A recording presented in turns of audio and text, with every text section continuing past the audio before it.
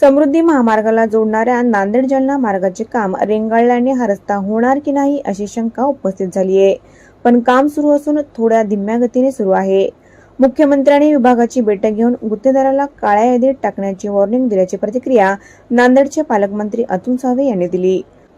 मुख्यमंत्री देवेंद्र फडणवीस आणि उपमुख्यमंत्री एकनाथ शिंदे रस्ते विकासाबाबत नेहमी आढावा बैठक घेतात। निधी उपलब्ध करून काम लवकर करण्यात येईल असे सावे म्हणाले।